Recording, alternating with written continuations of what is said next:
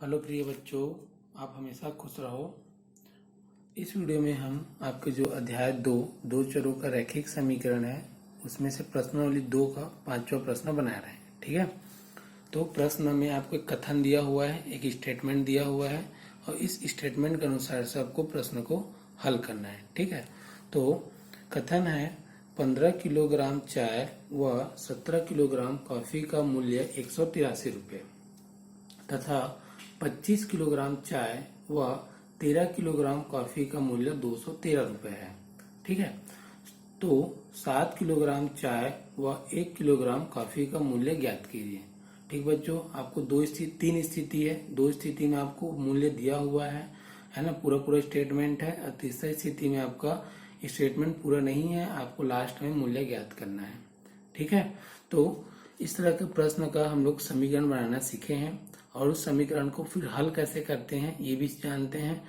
तो इसमें हम लोग को दोनों काम करना है, समीकरण भी बनाना है और समीकरण से आपको हल भी करना है। ठीक है, मतलब प्रश्न बहुत सरल है कि सिंपल आप दुकान गए, वहां से आप 15 किलोग्राम चाय और 17 किलोग्राम कॉफी लिए, तो आप कितना रुपया दिए उसको? 183 रुपये दिए दोनों को, है ना। 25 किलोग्राम अगर लेते हैं चाय और 15 किलोग्राम कॉफी लेते हैं तो देते हैं कितना? 213 रुपये। ठीक है, अब बोला है अगर आपको मान लो अगर 7 किलोग्राम चाय लेना है और 1 किलोग्राम कॉफी लेना है तो आप कितना देना पड़ेगा, क्या मूल्य होगा दोनों का ना साथ में? और वह है, इसका मतलब क्या होता है? योग। साथ में दोनों का मूल्य 183, यहाँ पर दोनों में मूल्य कितना है? 213 रुपये। ठीक है, लेकिन आपको 1 किलोग्राम चाय 1 किलोग्राम कॉफी का मूल्य आपको नहीं पता है। ठीक है, तो हम लोग क्या मानेंगे? दो चर मानेंगे, एक चाय के लिए और एक कॉफी के लिए, जिसे हम उसको मानेंगे 1 किलोग्राम के अनुसार से। ठीक है, अगर आपको 1 किलोग्राम का पता रहेगा तो आप जितना हो 25 26, है ना, तो इसमें जितना भी किलो लेना हो कुछ भी सामान तो आप ले सकते हो अगर 1 किलो का आपको पता है। तो उसके अकॉर्डिंग से ये मैं मानता हूं, माना 1 किलोग्राम चाय का मूल्य ये मैं मान लेता हूँ 100 रुपये। ठीक है, और 1 किलोग्राम, ठीक है, कॉफी का मूल्य को मान लेता हूँ मैं कितना?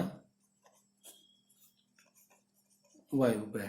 ठीक बच्चों, 1 किलोग्राम को कितना मान, 1 किलोग्राम चाय कितना माने? x, 1 किलोग्राम कॉफी माने कितना? y, है ना। आपकी इच्छा अनुसार से आप एक्स वाई को बदल भी सकते हो, कोई समस्या नहीं। मतलब इसको चाय को आप y मान लो और कॉफी को x मान लो। ठीक है, अगर आपको ये पता है 1 किलोग्राम पता हो गया, ठीक है, तो क्या करेंगे यहाँ पर प्रश्नानुसार जो प्रश्न आपको दिया था कितना ही दिया है?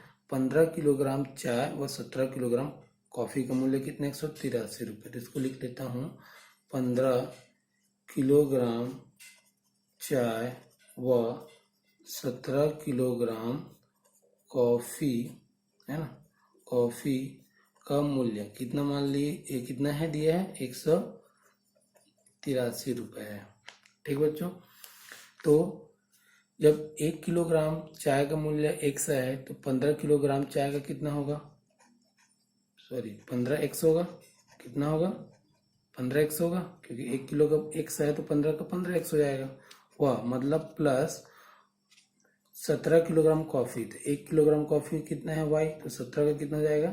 17y, दोनों मिला के कितना होता है मूल्य? 183 रुपये। ठीक है, ये पहला समीकरण गणितीय रूप में बन गया, है ना। उसके बाद प्रश्न में क्या है फिर दूसरे 25 किलोग्राम चाय व 13 किलोग्राम कॉफी का मूल्य कितना? 213 रुपये। तो इसको लिख लेता हूँ 25 किलोग्राम चाय व कितना? 13 किलोग्राम क्या है आपका? कॉफी, है ना, का मूल्य कितना है? का मूल्य है 213 रुपये है। ठीक है, आपको इतना पता है, तो इसके अकॉर्डिंग से समीकरण कैसे बन जाएगा? ये बन जाएगा 25x और ये बन जाएगा आपका 13y बराबर 213 रुपये। ठीक है, 213 रुपये। ये आप पहला इसको मान लो समीकरण 1, इसको मान लो समीकरण 2। ठीक है, सरल है। अब इन दो समीकरण को हल करके आप क्या करो? x और y का मान निकालो। तो आप विलोपन विधि से हल करो या क्या बोलते हैं प्रतिस्थापन विधि से, है ना। आप अपने इच्छा अनुसार जो सरल आपको लगता है उससे कर लो। तो मैं यहाँ पर यूज कर रहा हूँ विलोपन विधि से, है ना। दो विधि पढ़े हम लोग विलोपन विधि से। तो विलोपन विधि से हल कैसे करेंगे, तो आपके जो समीकरण है, जो रैखिक समीकरण है, ये भी रैखिक समीकरण, ये भी रैखिक समीकरण है। तो x के जो गुणांक हैं, है ना, या y, आपको जो इच्छा हो x या y, तो मैं बस x को ले रहा हूँ। तो x के जो गुणांक हैं इसको मेरे को क्या करना है, विलोपित करना है, या सॉरी पूरा x को क्या करना है, विलोपित करना है ना। x वाला टर्म नहीं रहना चाहिए। तो x के जो गुणांक है इसको क्या होना चाहिए, बराबर होना चाहिए। मतलब ये 15 है यहाँ पास, ये यहाँ पास 25 है, इसको मेरे को क्या करना है, बराबर करना है। ठीक है, तो ऐसा क्या नंबर होगा जो दोनों में होगा, है ना, मतलब वो बराबर रहेगा। तो इसको जानने के लिए हम क्या करेंगे, यहाँ पर सब क्या करो, 15 और ये 25 का लघुत्तम निकाल लो। ठीक है, 15 और 25 का लघुत्तम किस तरह से निकलेगा, 3 5 6 15 और ये जाएगा 25 का 25 और ये जाएगा 5 एकम 5, 5 5 6 25 और ये 5 एकम 5। ठीक, तो 5 5 6 25 दिया 75। तो वो जो अंक आया वो कितना है आपका, 75 है। ठीक है, जो अंक आया वो क्या है आपका, 75 है। तो समीकरण 1 में क्या गुणा करें कि जो x के जो गुणांक है वो 75 बन जाए, और समीकरण 2 में क्या गुणा करें कि जो x के गुणांक है वो कितना बन जाए, 75 बन जाए। ठीक है, तो आपको समझ में आ रहा होगा, समीकरण 1 में ये कितना है, 15 है। तो 15 कौन से पार्ट में 75 आएगा, 5 में, है ना। 15 पंचे 75। तो समीकरण 1 के दोनों पक्षों में कितना का गुणा कर रहा हूं मैं, कितना गुणा कर रहा हूं, 5 का गुणा करने पर। ठीक है, तो अगर गुणा करूंगा तो कितना बन जाएगा, ये बन जाएगा 75x। ठीक है, और 17 पंचे कितना होता है, 85y, और 183 में जब 5 का गुणा करेंगे तो कितना बन जाएगा, ये 900 कितना 15, 915। ठीक है, आप इसको गुणा करके देख लीजिए। ठीक, तो ये समीकरण बन जाएगा आपका कितना, तीसरा। ठीक है, उसके बाद समीकरण 2 के दोनों पक्षों में कितना का 25 है, कितना गुणा करेंगे, 3 का, तो 75 बन जाएगा। तो समीकरण के दोनों पक्षों में 3 का गुणा करने पर। ठीक है, तो 3 का गुणा करूंगा यहाँ पर, तो बन जाएगा आपका 75x, और 13 3 कितना होता है 39y, और 213 को 3 से गुणा करेंगे कितना जाएगा, 639, है ना। इसको गुणा करके देखिए, 3 9 3 एकम 3 3 दूनी 6। ठीक है, सरल है। फिर आपके पास आ गया समीकरण 3 और ये आ गया समीकरण 4। ठीक है, इसमें से x के जो गुणांक हैं वो हो गए बराबर। यही हमारा उद्देश्य था कि इसको गुणा बराबर करना है ना।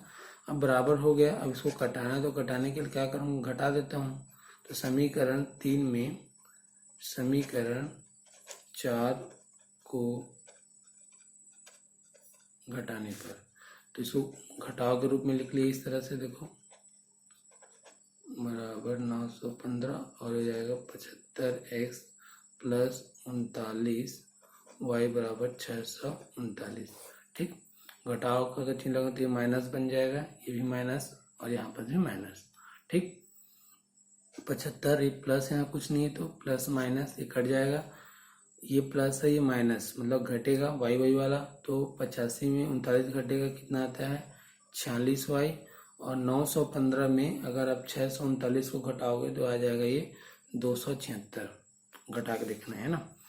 तो y बराबर कितना आ जाएगा आपका 276 बटे 46, क्योंकि मेरे को y का मान चाहिए, तो 46 इसके साथ गुणा, उसको पक्षांतर करूंगा तो क्या बनता है, भाग बनता है। तो इस तरह से आ जाएगा। ठीक है, इसको जब आप कटाओगे 276 को अगर 46 अगर कटाओगे तो ये आता है आपका 6। ठीक है, आप करके देखना, तो कितना जाएगा 6।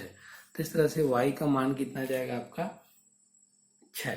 ठीक है, y का मान कितना जाएगा 6 जाएगा। इससे समझ में आ रहा है कि 1 किलोग्राम कॉफी का मूल्य कितना है, y माने थे कितना है 6 रुपए, कॉफी का मूल्य कितना है 6 रुपए 1 किलोग्राम का। हमको अब चाय का निकालना बाकी, मतलब x का मान निकालना बाकी है। तो क्या करेंगे, समीकरण 1 और 2 जिससे इच्छा हो, तो समीकरण 1 में ले रहा हूँ, समीकरण 1 में y का मान रखने पर, ठीक है।